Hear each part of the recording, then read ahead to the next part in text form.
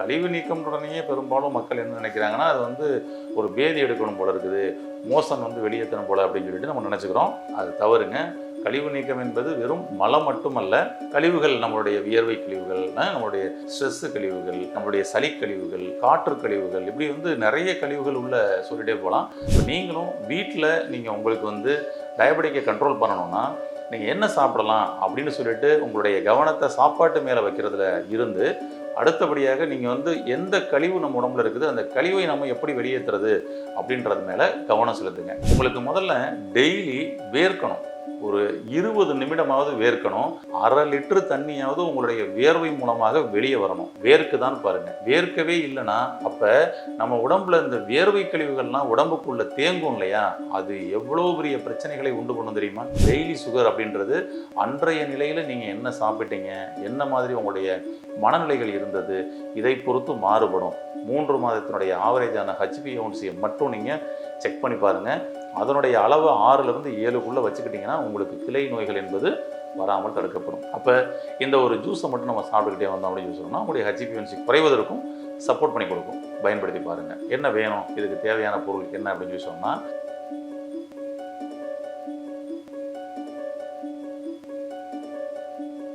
Health கவே channel viewers அனைவருக்கும் வணக்கம்.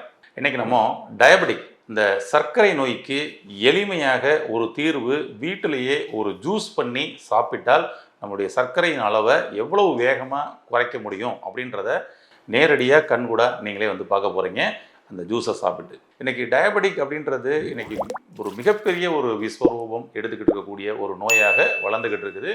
அதில் வந்து பார்த்திங்கன்னா வந்துட்டு அதை கட்டுக்குள் கொண்டு வருவதற்காக நிறைய மருந்து மாத்திரைகள் அப்படின்னு சொல்லி எடுக்கப்பட்டு கடைசியில் அது வந்து நிறைய கிரானிக்கான பல கிளை நோய்களை உண்டு பண்ணக்கூடிய ஒரு சூழல் இருக்குது. இந்த சர்க்கரை நோயை குறைக்கிறதுக்கு ஏதாவது வந்து பார்த்திங்கன்னா வீட்டிலேயே எளிமையான மருந்து இருக்குமா அப்படின்னு சொல்லிட்டு இன்றைக்கி நிறைய பேர் வந்து தேடிக்கிட்டு இருக்கக்கூடிய சூழலும் இருக்குது. இப்போ நம்மளுடைய சிகிச்சை மையத்துக்கு வரக்கூடிய பல நோயாளிகளுக்கு நம்ம வந்து பார்த்திங்கன்னா நம்மளுடைய சிகிச்சை, உணவு முறை, மெடிசன் இதெல்லாம் போக சில டிப்ஸ் கொடுப்போம். இது எப்படின்னா, ஒவ்வொரு நோய்க்கும் அதனுடைய மூல காரணத்தை என்னன்றதை கண்டறிந்து அந்த ஒவ்வொரு நோயாளிகளுக்கும் தகுந்தவாறு நம்ம வந்து அதற்குரிய டிப்ஸை கொடுக்கப்படும் பொழுது அப்போ அங்கே வந்து பார்த்திங்கன்னா அவர்களுக்கு வந்து மாற்றம் தரும். அப்போ ஃபஸ்ட்டு நாங்கள் ஃபுல்லாக வந்து முதல்ல ஜென்ரல் டீடாக்சிஃபிகேஷன், முதல்ல வந்து பார்த்திங்கன்னா அந்த கழிவு நீக்கம்ன்றனையே பெரும்பாலும் மக்கள் என்ன நினைக்கிறாங்கன்னா, அது வந்து ஒரு பேதி எடுக்கணும் போல இருக்குது, மோசன் வந்து வெளியேற்றணும் போல அப்படின்னு சொல்லிட்டு நம்ம நினச்சிக்கிறோம். அது தவறுங்க. கழிவு நீக்கம் என்பது வெறும் மலம் மட்டுமல்ல. கழிவுகள், நம்மளுடைய வியர்வை கழிவுகள், நம்மளுடைய ஸ்ட்ரெஸ் கழிவுகள், நம்மளுடைய சளி கழிவுகள், காற்று கழிவுகள், இப்படி வந்து நிறைய கழிவுகள் உள்ள சொல்லிட்டே போகலாம். அதில் குறிப்பாக ஒரு 5 கழிவுகள் இருக்குது. அந்த 5 கழிவுகளையும் வெளியேற்றக்கூடிய ஒரு விஷயம் நடக்கும். அதுபோல் கழிவுகளை வெளியேற்றக்கூடிய ஒரு மிஷின் இருக்குதுன்னா அப்படின்னா நம்ம உடம்புக்குள்ள ஒரு 2 மிஷின் இருக்குது. ஒன்று கிட்னி, இன்னொன்று லிவர். நீங்கள் பாருங்கள், ஒரு டயபெட்டிக் பேஷண்ட்ஸ் வந்து பார்த்தீங்கன்னா ஒரு ஆஃப்டர் 5 இயர்ஸ், 10 இயர்ஸ், 15 இயர்ஸ் வந்து அவங்க வந்து டயபெட்டிக்லேயே கடந்து வர்றாங்க அப்படின்னு சொல்லி சொன்னோம்னா அவர்களுக்கு இந்த 2 மிஷினும் தான் வந்து பாதிப்பு ஏற்பட ஆரம்பிக்குது. அதாவது கல்லீரலும் அவர்களுடைய சிறுநீரகமும். அப்போ இந்த கல்லீரலும் சிறுநீரகமும் ரத்தத்தை பார்த்திங்கன்னா வந்து சுத்தப்படுத்தி அதனுடைய கழிவுகளை வெளியேற்றுறதுல மிக முக்கிய பங்களிக்குது. சிறுநீரகம் ஒரு வகையான கழிவுகளை சுத்தப்படுத்தி வெளியே அனுப்புது, கல்லீரல் ஒரு வகையான கழிவுகளை சுத்தப்படுத்தி அனுப்புறது. இப்படி வந்து ப்ராசஸ் வந்து பண்ணிக்கிட்டு இருக்கு. அப்போ ஆனால் ரத்தத்தில் அவங்களெல்லாம் மீறி, அதாவது அவங்க சுத்தப்படுத்தினாலும் சுத்தப்படுத்த முடியாத அளவுக்கு அதை மீறி அதிகப்படியான டாக்ஸின்ஸ் கலந்துக்கிட்டு இருக்கிறதுனால இன்னைக்கு சுத்தப்படுத்துகிற மிஷினுமே திணறக்கூடிய ஒரு சூழல் ஏற்பட்டிருக்குது. அதனால் அவர்களுக்கு வந்து அந்த கல்லீரல் மற்றும் சிறுநீரகம் சம்மந்தப்பட்ட பிரச்சனைகளும் இன்றைக்கி வர ஆரம்பிச்சிருக்குது. அப்போ ஒவ்வொரு நோயாளிகளுக்கும் அதை வந்து டயக்னோஸ் பண்ணி பார்க்கும் பொழுது இங்கே வந்து எந்த ஆர்கனோட கழிவுகள் அவருக்கு வந்து இருக்குது, எந்த கழிவுகள் இருக்குதோ அந்த கழிவுகளை வெளியேற்றுறதுக்கு அவர்களுக்கு என்ன பண்ணலாம் அப்படின்றத சொல்லி அந்த வகையில் அந்த கழிவுகளை வெளியேற்றுவோம். இப்போ நீங்களும் வீட்டில் நீங்கள் உங்களுக்கு வந்து டயபெட்டிக்கை கண்ட்ரோல் பண்ணணும்னா நீங்கள் என்ன சாப்பிடலாம் அப்படின்னு சொல்லிட்டு உங்களுடைய கவனத்தை சாப்பாட்டு மேலே வைக்கிறதுல இருந்து, அடுத்தபடியாக நீங்கள் வந்து எந்த கழிவு நம்ம உடம்புல இருக்குது, அந்த கழிவை நம்ம எப்படி வெளியேற்றுறது அப்படின்றது மேலே கவனம் செலுத்துங்க. எந்த கழிவு இருக்குதுன்றதை நான் எப்படிங்க தெரிஞ்சுக்க முடியும் அப்படின்னு சொல்லி சொன்னோம்னா, உதாரணத்துக்கு சில கழிவுகளை உங்களுக்கு சொல்கிறேன், புரிய வரும். அதாவது உங்களுக்கு முதல்ல டெய்லி வேர்க்கணும். ஒரு 20 நிமிடமாவது வேர்க்கணும். 1/2 லிட்டர் தண்ணியாவது உங்களுடைய வேர்வை மூலமாக வெளியே வரணும். வேர்க்குதான் பாருங்க. வேர்க்கவே இல்லைன்னா அப்போ நம்ம உடம்புல இந்த வேர்வை கழிவுகள்லாம் உடம்புக்குள்ள தேங்கும் இல்லையா, அது எவ்வளோ பெரிய பிரச்சனைகளை உண்டு பண்ணும் தெரியுமா. ஆனால் நம்ம என்ன பண்ணுறோம்னா கொஞ்சம் கூட வேர்க்க விடுறதே இல்லை. இன்றைக்கி நிறைய பேருக்கு வேர்க்கிறதுக்கு வேலையே இல்லை.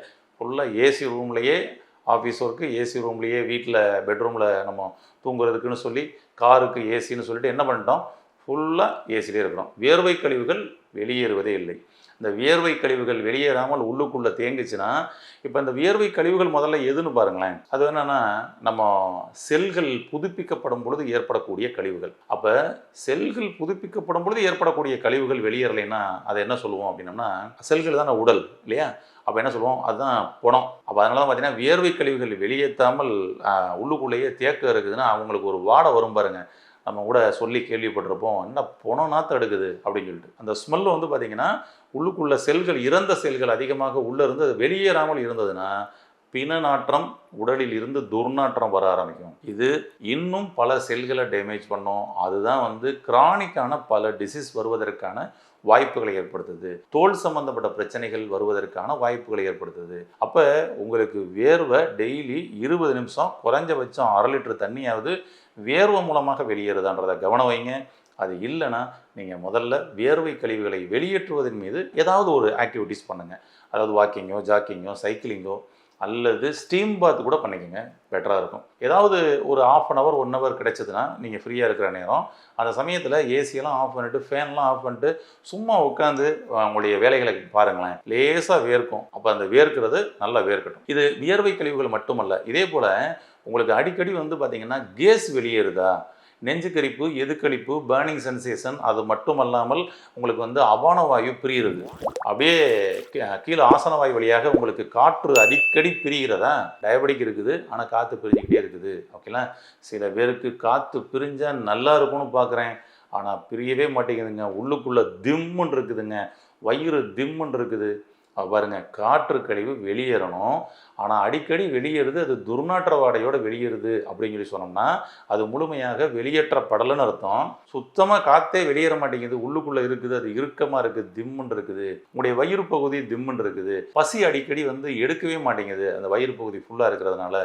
செரிமானம் ஆன மாதிரியே தெரியலை. உங்களுடைய தொடைப்பகுதி இறுக்கமாக இருக்குது, உங்களுடைய முதுகு பகுதி இறுக்கமாக இருக்குது, உங்களுடைய தோள்பட்டை பகுதி இறுக்கமாக இருக்குதுன்னா உங்கள் உடம்புக்குள்ள வாயு, காற்று தேக்கம் அதிகமாக இருக்குன்னு அர்த்தம். இந்த காற்று பஞ்சபூதத்திலேயே வந்து மிகவும் டேஞ்சரான ஒரு நபர்னு சொல்லலாம். ஒரு கட்டடம், செங்கக்கல் கட்டடத்தை நீங்கள் கட்டிடுறீங்க, அதான் உடல் அப்படின்னு வச்சுக்கோங்களேன்.